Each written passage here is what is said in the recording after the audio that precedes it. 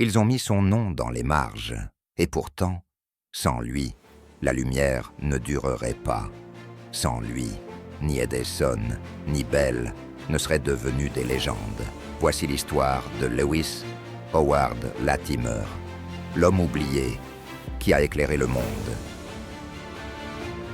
1848. Lewis naît à Chelsea, Massachusetts.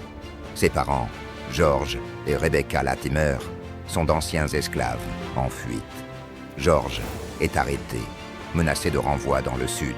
Le peuple se soulève.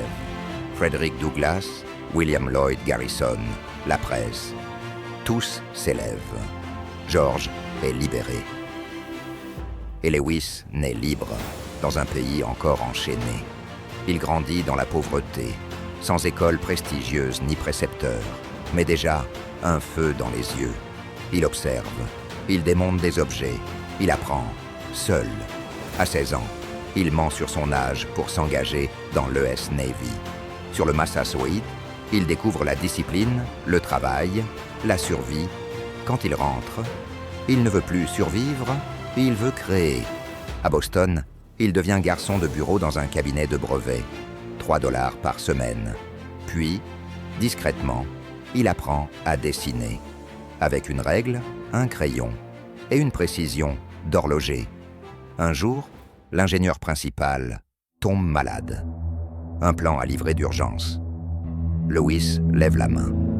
Ce qu'il livre est si parfait que désormais, c'est lui le dessinateur officiel, un noir, dans un monde de brevets blancs. En 1876, c'est lui qui trace les plans du téléphone pour Alexander Graham Bell.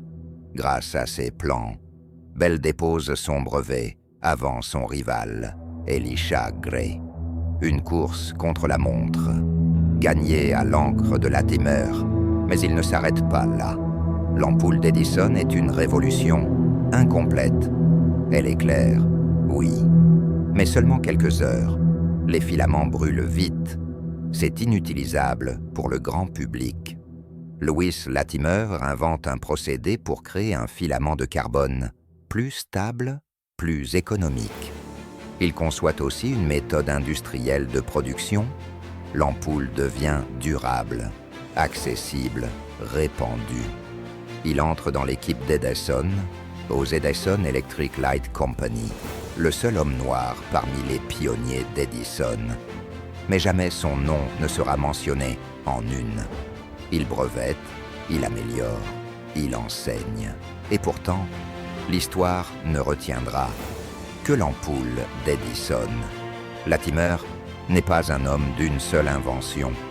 Il crée des toilettes améliorées pour les trains, un système de ventilation, un ascenseur sécurisé, des dispositifs domestiques, mais il est aussi poète, peintre, musicien. Il joue du violon, il peint à l'aquarelle. Il écrit même un livre de référence sur l'éclairage électrique, devenu manuel officiel. Son esprit est vaste, total. Et pourtant, ses contemporains le réduisent à une case. Pas de statue, pas de nom de rue, peu de citations. On l'a effacé des manuels, des musées, des mémoires. Pourquoi? Parce que l'histoire, elle aussi, a ses préjugés. Parce que la lumière ne révèle pas toujours ceux qui l'ont rendue possible. Voici la vérité.